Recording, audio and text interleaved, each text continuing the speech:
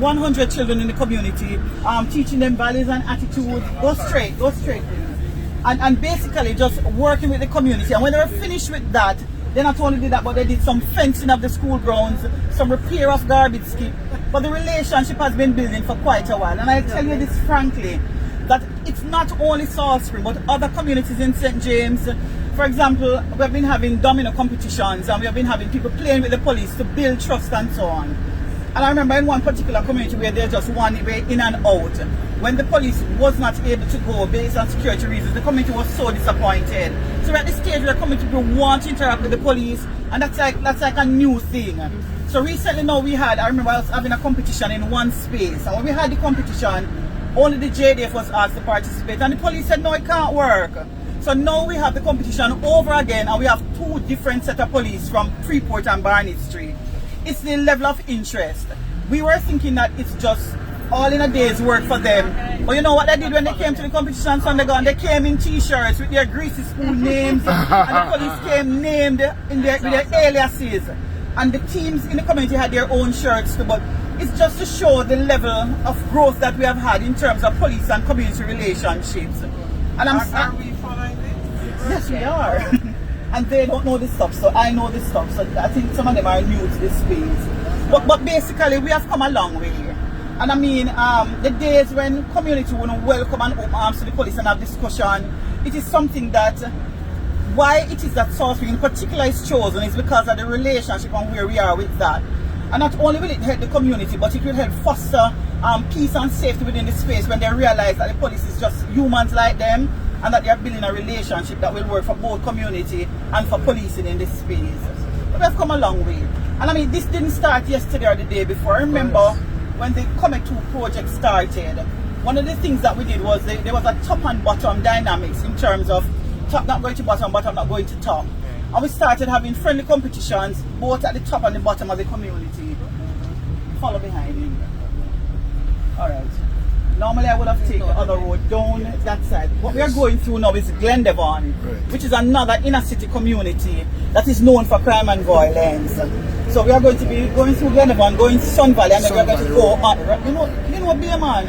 I was teaching at farm school. Oh, so you know it, please. Yes.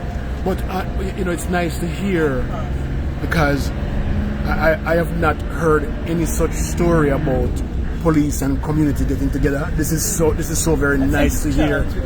Yes, this is nice, and so I am applauding you and your work and everybody else, because we didn't come expect to hear that. We come expect to have this major fear in our hearts and our minds, and so that's good to hear. And when the inspector comes up there, the violence interrupters, as Bowling would have said, that they are also working on the ground on a daily basis, ensuring that the community is united and that people are working together. So the violence interrupters are working. And one of the things is that when you are from a government ministry, or like how they would suspect that this person's coming in to try and help, the community is not going to let anybody trouble you. Trust me, you're safe. On the other side, the lookout for Yes. It doesn't just happen with people though, because if you're building anything in this space and it's to improve the space of the community, you can put your material anywhere and they will tell you, you don't need no security, you don't need no watchman. It's as if once they're a part of the process of whatever you're doing and you have grafted in from the onset, if you carry them in behind after it's finished, no appreciation. You bring them in from the onset, just like how we're meeting them now, and they're aware of the visits and they're aware of what is to come. What they do is that it's a buy-in, and they're buying at the table with the discussions as to what they want going forward. And that makes it more, I mean, it's more meaningful to them, the fact that they have been put in place to say what it is that they want and what will work best for the space. And so when it comes, they protect it.